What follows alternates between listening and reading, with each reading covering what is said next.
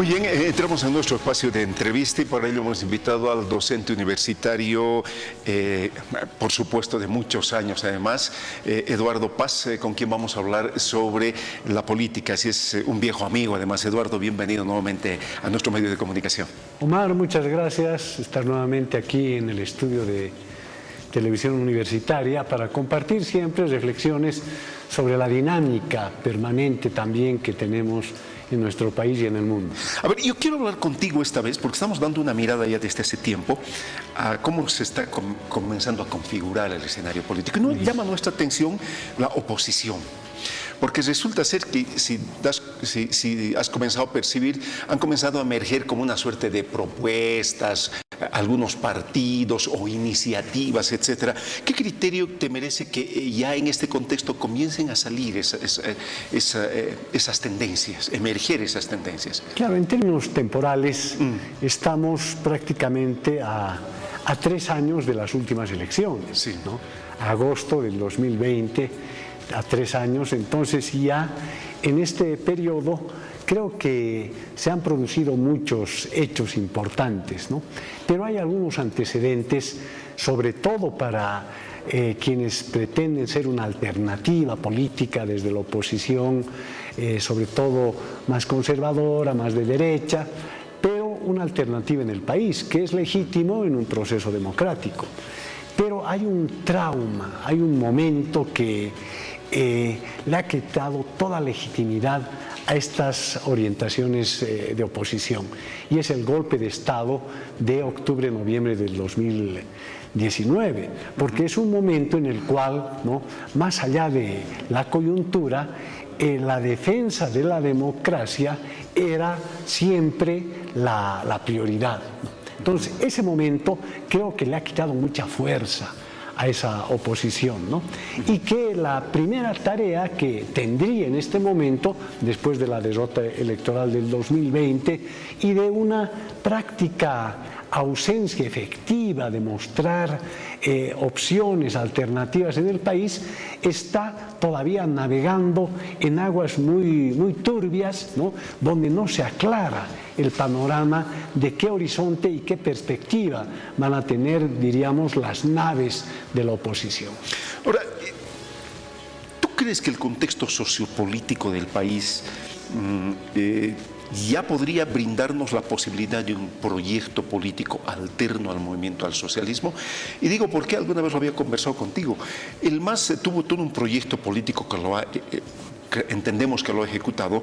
Sin embargo, pareciera que como proyecto de visión de futuro se ancla únicamente en la Agenda 2025. Ahora, los contextos sociopolíticos siempre son altamente dinámicos. En ese contexto, ¿tú encuentras que haya una visibilización de un proyecto político para este espacio opositor adelante? Yo creo que sí. Y la señal más clara, más precisa, se ha dado hace algunas semanas con un documento publicado en Página 7, un periódico que ya se retiró y que mostraba claramente su posición opositora, donde el expresidente Gonzalo Sánchez de Lozada publica una propuesta de nueva constitución política para Bolivia. Entonces, yo creo que este mensaje de Gonzalo Sánchez de Lozada es una especie de guía a partir de la cual, ¿no?, se debería ir marcando el campo en el cual puede moverse la oposición. Y por supuesto es un proyecto conservador, neoliberal, privatista, que plantea un retorno a la República, con una reducción de artículos de la Constitución y sobre todo una cosa que mucho me ha llamado la atención, y es que el presidente, ¿no?, sería más una figura decorativa y existiría un primer ministro, ¿no?, un poco al estilo de muchos gobiernos europeos, ¿no?, donde el presidente o el rey están al margen de las decisiones, hay un equipo de ministros y un primer ministro. Pero más allá de los detalles de esa propuesta de constitución, creo que está una especie de ha levantado la bandera para que comiencen distintas fracciones de la oposición a orientarse en esa línea. Y en esa perspectiva, y podemos seguir, ya no hay varias respuestas. Ahora, ¿por qué te paro ahí, porque resulta ser que ¿cómo tendríamos que mirar la política? La política tiene como elemento de mirada el poder, el ejercicio, es decir, llegar al poder, ejercerlo, reproducirlo constantemente. Pero ¿cómo podemos entender este escenario en el discurrir del tiempo? En escenarios de concentración de poder o más bien de democratización del poder, es decir, que el poder sea utilizado, usufructuado, no sé cuál es el término, por mayores cantidades de ciudadanos. Hay una participación, inclusión más amplia. Claro, esa ha sido la gran limitación de la partidocracia neoliberal, ¿no? Que cada vez se ha ido encerrando en pequeños grupos de poder en cada uno de los partidos, ¿no? Formados por empresarios, por intelectuales, por dirigentes políticos tradicionales, y se fueron cerrando y los llevó a la crisis que conocemos. Entonces, yo me imagino, alrededor de lo que tú planteas, que la opción debería ser abrirse sus espacios. Pero aquí este llamado, este banderazo de Sánchez de Lozada ya ha tenido respuestas, ¿no? Ha tenido respuestas de un grupo llamado Búnker, que ya se ha posicionado como una opción política, ¿no? Exdirigentes del MNS también se han presentado ya como posibles candidatos. Un economista que vive, creo, en Estados Unidos, sí, vino a Bolivia y ha empezado ya a hacer discursos precisamente en una línea electoral, ¿no? Otros economistas del país y otros referentes también lo han hecho, incluido, ¿no?, el propio Fernando Camacho, el propio Carlos Mesa, el propio Manfred Reyes Villa. Por tanto, el movimiento político lanzado por Sánchez de Lozada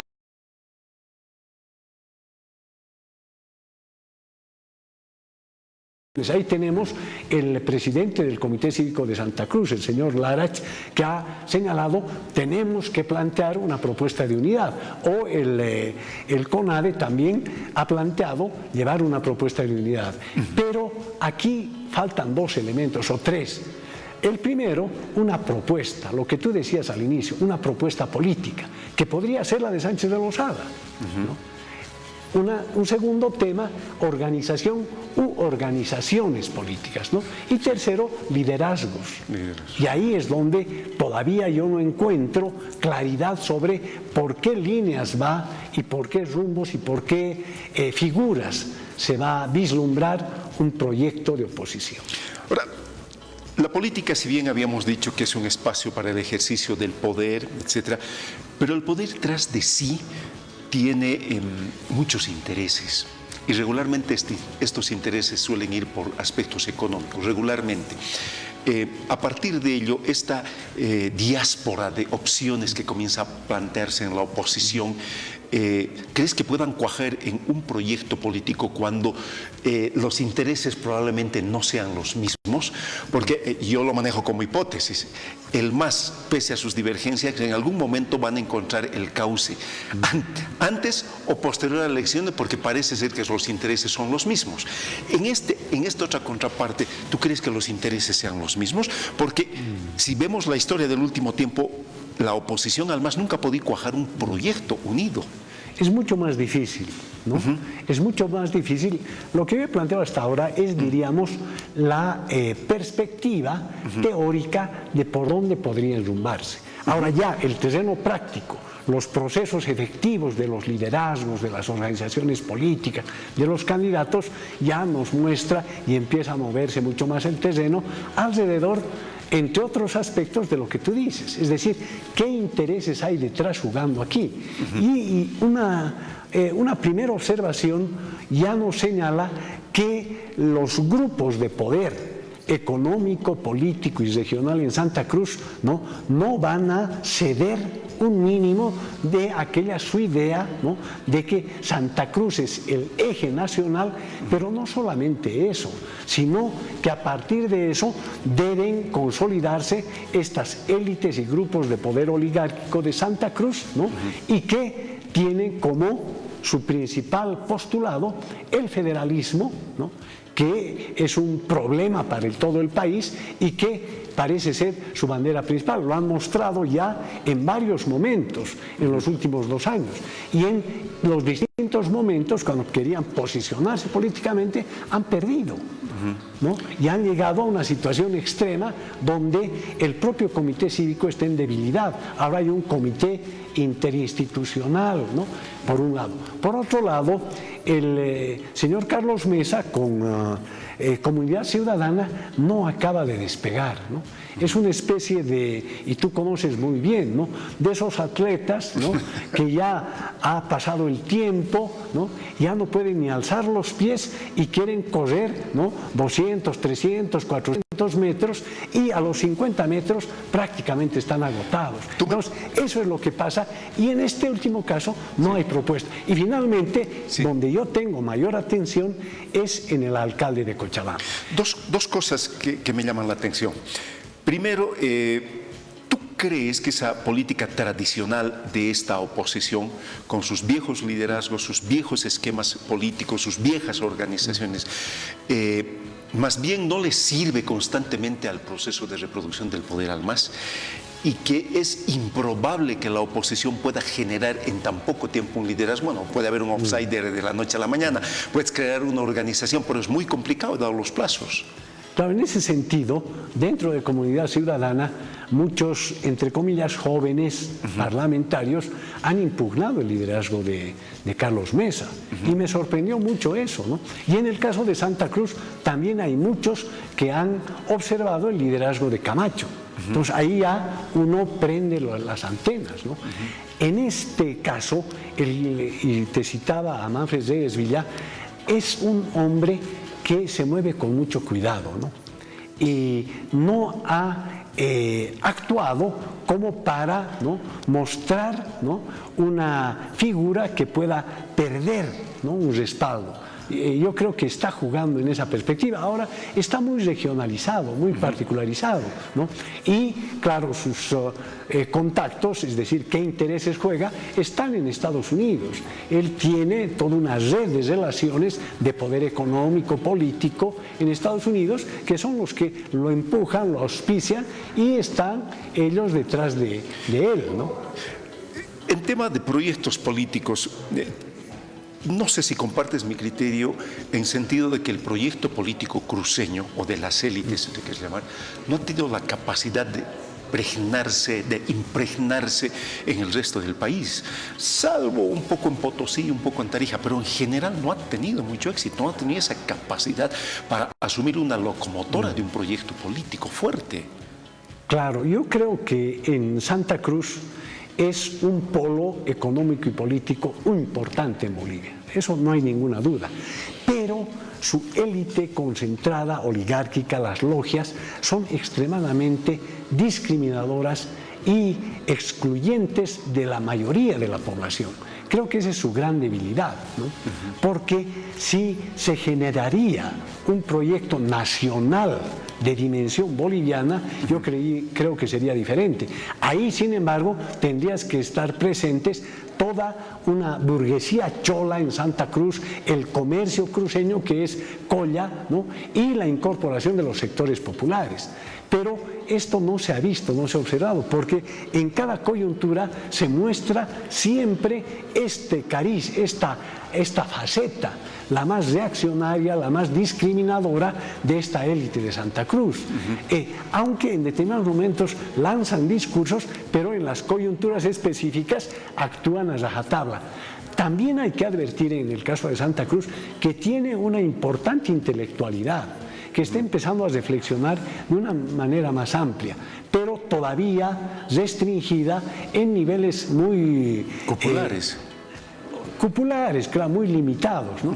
Pero quienes tienen el verdadero poder, la oligarquía cruceña, las logias cruceñas, las cooperativas, son un poder muy fuerte, sobre todo financiero, económico. Estamos viendo lo de Fácil, las cooperativas, los grupos de violencia.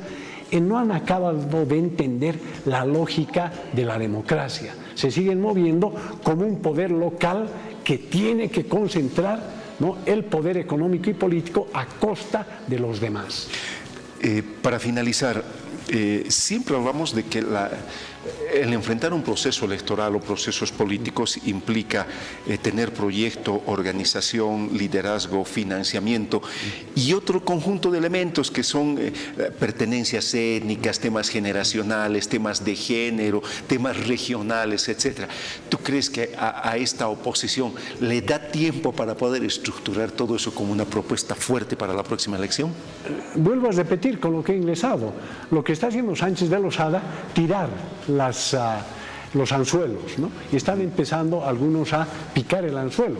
Y él propone una nueva constitución, neoliberal, conservadora, republicana, ¿no? Tiene mucho dinero.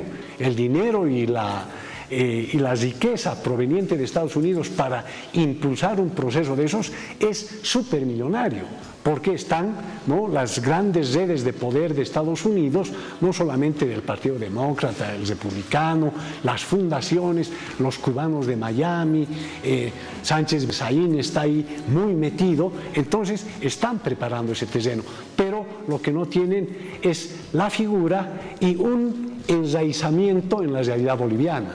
Yo creo que ese es un pecado mortal en los procesos políticos como el boliviano.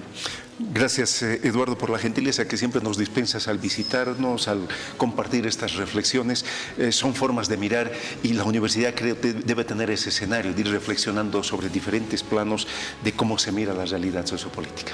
Así es, Omar, muchas gracias y saludo a todos los televidentes atentos a nuestro canal. Muchísimas gracias.